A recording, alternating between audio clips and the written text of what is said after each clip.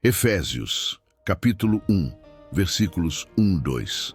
Paulo, apóstolo de Cristo Jesus pela vontade de Deus, dirige-se aos fiéis que vivem em Éfeso, pessoas separadas para Deus e firmes na fé em Cristo.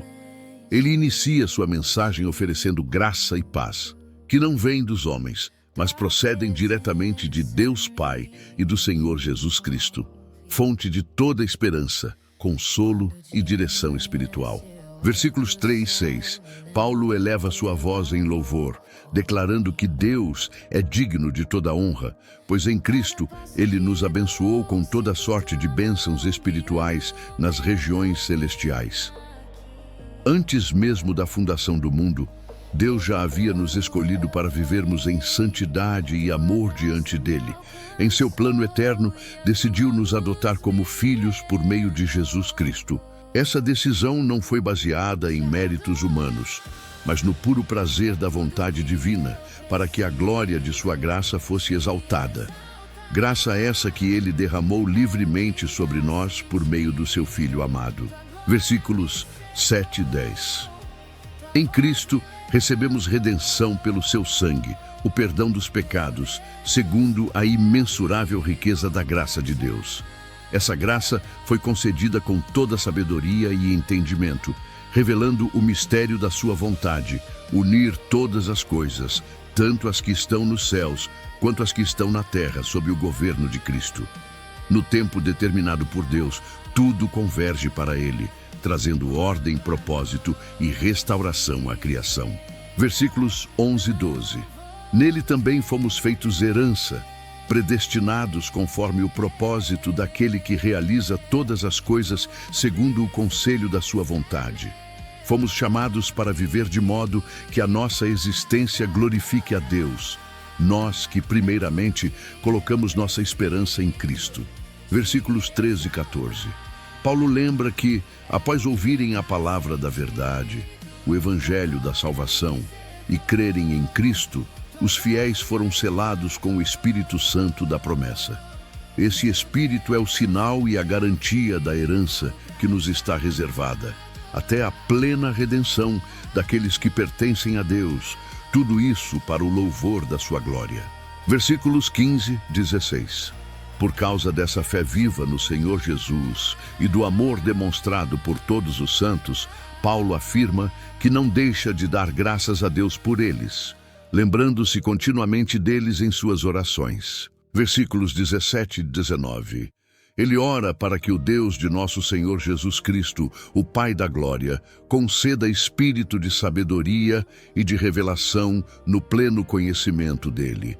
Paulo deseja que os olhos do coração sejam iluminados, para que os fiéis compreendam a esperança do chamado de Deus, as riquezas da herança reservada aos santos e a incomparável grandeza do seu poder em favor dos que creem. Poder esse que atua de forma eficaz e real. Versículos 20 e 23. Esse poder foi manifestado quando Deus ressuscitou Cristo dentre os mortos e o fez assentar-se à sua direita nas regiões celestiais, acima de todo principado, autoridade, poder e domínio, e acima de todo nome que possa ser pronunciado, não apenas nesta era, mas também na que há de vir. Deus colocou todas as coisas debaixo dos pés de Cristo e o constituiu como cabeça sobre todas as coisas para a igreja, que é o seu corpo, a plenitude daquele que enche tudo em todos. Efésios, capítulo 2, versículos 1-3. Paulo recorda aos fiéis a condição em que todos se encontravam antes da ação transformadora de Deus. Eles estavam espiritualmente mortos em seus delitos e pecados, vivendo segundo o curso deste mundo, guiados por valores corrompidos e influenciados por forças que se opõem a Deus. Andavam conforme desejos desordenados da carne e da mente, seguindo impulsos que afastavam da vida verdadeira. Nessa condição, estavam sujeitos às consequências do pecado, sem esperança e sem direção espiritual. Versículos 4-7. Mas Deus, rico em misericórdia e movido por grande amor, interveio. Mesmo quando ainda estávamos mortos em nossos pecados, Ele nos deu vida juntamente com Cristo. Essa nova vida é resultado da graça divina, não de esforço humano. Deus nos ressuscitou espiritualmente e nos fez assentar com Cristo nas regiões celestiais, para demonstrar, agora e nas eras futuras, as incomparáveis riquezas da sua graça expressas em bondade para conosco. Versículos 8 e 10. Paulo declara com clareza que a salvação vem exclusivamente pela graça, mediante a fé. Isso não procede das obras para que ninguém se glorie. É dom de Deus. Somos obra das suas mãos, criados em Cristo Jesus para a prática de boas obras, as quais Deus preparou de antemão para que vivêssemos nelas. Assim, a fé verdadeira se manifesta em uma vida transformada. Versículos 11 e 13. Paulo então convida os gentios a se lembrarem de sua antiga condição, separados das alianças da promessa, sem esperança e sem Deus no mundo. Contudo, agora em Cristo Jesus, aqueles que antes estavam longe foram aproximados pelo sangue de Cristo. O que era distância tornou-se comunhão, o que era exclusão tornou-se acesso. Versículos 14 e 16. Cristo é a nossa paz. Ele derrubou o muro de separação que existia entre povos, destruindo a inimizade por meio do seu sacrifício. Em seu corpo, ele criou um novo ser humano, promovendo reconciliação. Pela cruz, ambos, judeus e gentios, foram reconciliados com Deus em um só corpo, eliminando toda hostilidade. Versículos 17 e 18. Cristo anunciou paz tanto aos que estavam longe quanto aos que estavam perto. Por meio dele, todos têm acesso ao Pai em um mesmo Espírito. A reconciliação não é apenas entre pessoas, mas também com Deus, restaurando o relacionamento rompido. Versículos 19 e 22. Assim, os fiéis já não são estrangeiros nem forasteiros, mas membros da família de Deus. Estão edificados sobre o fundamento dos apóstolos e dos profetas, tendo Cristo Jesus como a principal pedra angular. Nele, todo o edifício cresce de forma harmoniosa, tornando-se um templo santo no Senhor. Em Cristo, todos são edificados juntos para se tornarem morada de Deus por meio do Espírito. Efésios, capítulo 3, versículos 1 e 4. Por causa de tudo o que foi dito anteriormente, Paulo se apresenta como prisioneiro de Cristo Jesus em favor dos gentios. Sua prisão não é vista como derrota, mas como parte do plano divino.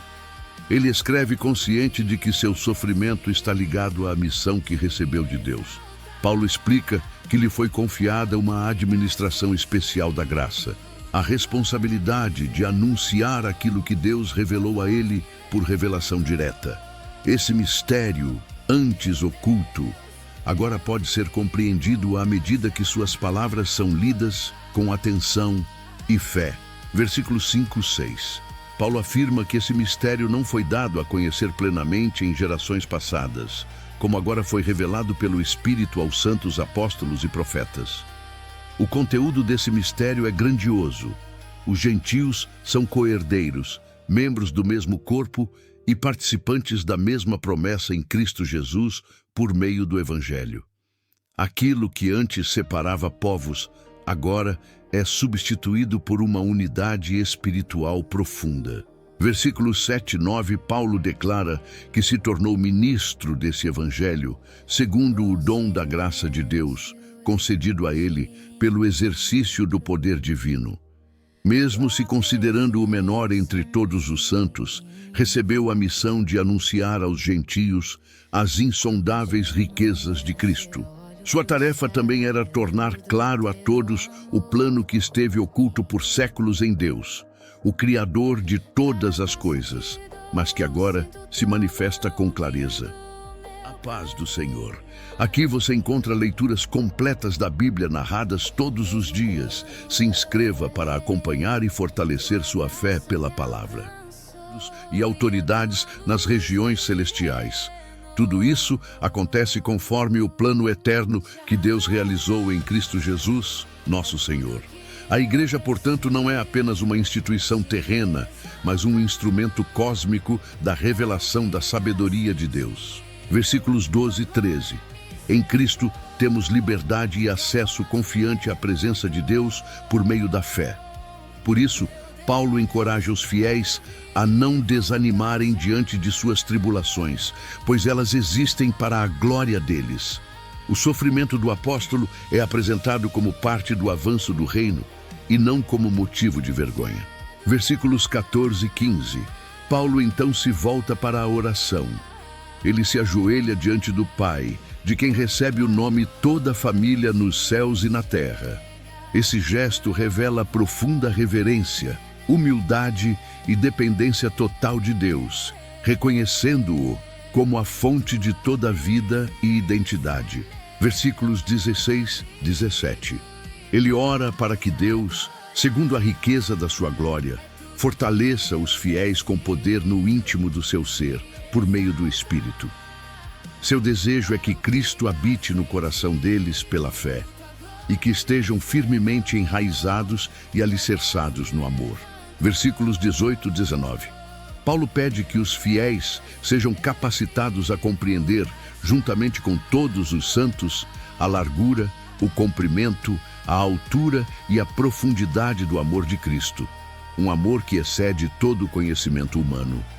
Ele ora para que sejam cheios de toda a plenitude de Deus, vivendo uma experiência espiritual profunda e transformadora.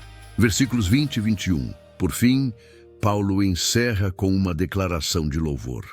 Ele afirma que Deus é poderoso para fazer infinitamente mais do que tudo o que pedimos ou pensamos, conforme o seu poder que opera em nós. A Ele seja a glória na Igreja e em Cristo Jesus, por todas as gerações, para todo o sempre. Amém. Efésios, capítulo 4, versículos 1 a 3. Paulo exorta os fiéis a viverem de maneira digna do chamado que receberam. Ele os convida a uma vida marcada por humildade, mansidão e paciência, suportando uns aos outros em amor. A unidade não é algo automático, mas deve ser preservada com esforço consciente, guiado pelo Espírito, por meio do vínculo da paz. Essa postura revela maturidade espiritual e compromisso com a vida em comunidade. Versículos 4 e 6. Paulo lembra que há um só corpo e um só espírito, assim como uma só esperança para a qual todos foram chamados. Há um só Senhor, uma só fé e um só batismo. Um só Deus e Pai de todos, que está acima de todos, age por meio de todos e habita em todos. Essa declaração reforça que a diversidade existente na Igreja encontra sua harmonia na unidade que vem de Deus. Versículos 7 e 10. Cada pessoa recebeu graça conforme a medida concedida por Cristo. Paulo cita que ao subir às alturas, Cristo concedeu dons aos homens. Ele explica que aquele que subiu é o mesmo que desceu às regiões mais baixas da terra, a fim de encher todas as coisas. Isso revela que os dons espirituais têm origem no sacrifício e na vitória de Cristo. Versículos 11 e 13. Cristo concedeu diferentes ministérios à igreja: apóstolos, profetas, evangelistas, pastores e mestres. Esses dons existem para preparar o povo de Deus para o serviço, edificar o corpo de Cristo e conduzir todos à unidade da fé e do pleno conhecimento do Filho de Deus. O objetivo final é alcançar maturidade espiritual, chegando à estatura da plenitude de Cristo. Versículos 14 e 16. Paulo explica que essa maturidade impede que os fiéis sejam como crianças levadas por qualquer vento de doutrina ou engano humano. Em vez disso, devem falar a verdade em amor, crescendo em tudo naquele que é a cabeça, Cristo. Dele, todo o corpo bem ajustado cresce e se edifica em amor, à medida que cada parte realiza sua função. Versículos 17 e 19. Paulo adverte que os fiéis não devem mais viver como os que não conhecem a Deus, cuja mente está obscurecida e cujos corações estão endurecidos. Essas pessoas se entregaram à insensibilidade moral, praticando toda forma de impureza com avidez, afastando-se da vida que procede de Deus. Versículos 20 e 24. Paulo afirma que os cristãos não aprenderam assim de Cristo. Eles foram ensinados a abandonar o velho modo de viver, corrompido por desejos enganosos, e a se renovar no espírito da mente. Devem revestir-se do novo homem, criado segundo Deus, em justiça e santidade que procedem da verdade. Versículos 25 e 28. Ele então apresenta orientações práticas. Abandonar a mentira e falar a verdade. Controlar a ira para que não se transforme em pecado. Não dar lugar ao inimigo. Deixar o roubo e passar a trabalhar honestamente, para ter com que ajudar os necessitados. A fé verdadeira se manifesta em atitudes concretas. Versículos 29 e 32. Paulo conclui exortando que nenhuma palavra prejudicial saia da boca dos fiéis, mas apenas aquelas que edifiquem e transmitam graça. Ele alerta para não entristecer o Espírito Santo, com o qual foram selados para o dia da redenção. Por fim, chama todos a abandonarem amargura, ira e maldade e a viverem em bondade, compaixão e perdão, assim como Deus os perdoou em Cristo. Efésios, capítulo 5, versículos 1 e 2. Paulo convida os fiéis a serem imitadores de Deus, como filhos amados. Esse chamado não é superficial, mas profundo. Viver refletindo o caráter do Pai. Ele os exorta a andarem em amor, seguindo o exemplo de Cristo, que nos amou e se entregou por nós como oferta e sacrifício agradável a Deus. O amor cristão é sacrificial, ativo e visível no modo de viver. Versículos 3 e 5. Paulo adverte que entre os fiéis não deve haver imoralidade sexual, impureza ou ganância, nem mesmo em conversa.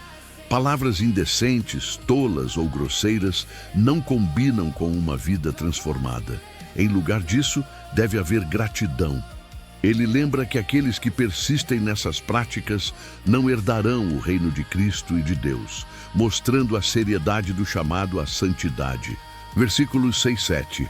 Paulo alerta para que ninguém seja enganado por palavras vazias, pois é por causa dessas coisas que a ira de Deus vem sobre os desobedientes.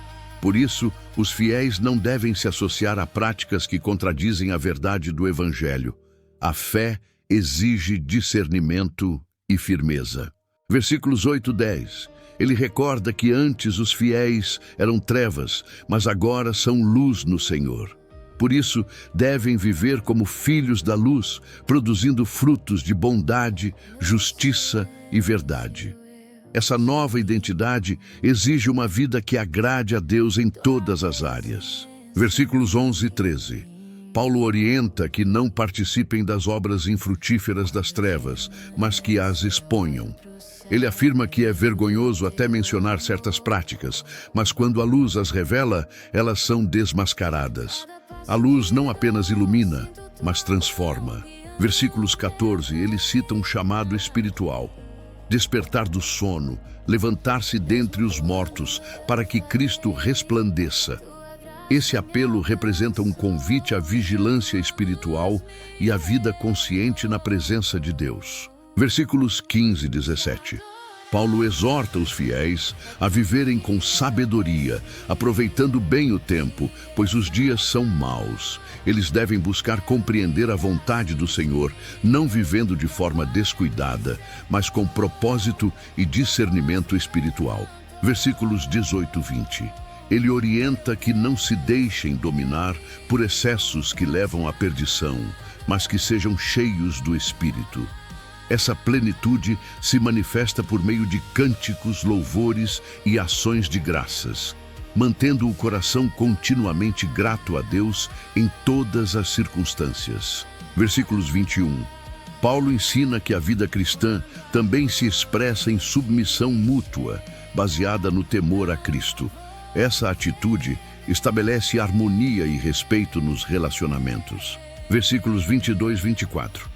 Ele aplica esse princípio ao casamento, orientando que as esposas se submetam a seus maridos como ao Senhor, reconhecendo uma ordem espiritual que promove cuidado e responsabilidade. O marido é apresentado como cabeça da esposa, assim como Cristo é o cabeça da igreja, seu corpo. Versículos 25 e 27. Aos maridos, Paulo dirige uma exortação ainda mais profunda: amar suas esposas como Cristo amou a igreja e se entregou por ela. Esse amor é sacrificial, purificador e cuidador, com o objetivo de edificar e proteger. Versículos 28 e 30. Paulo explica que amar a esposa é amar a si mesmo, pois marido e mulher são um só corpo. Assim como ninguém odeia o próprio corpo, mas o alimenta e cuida dele, o marido deve cuidar da esposa.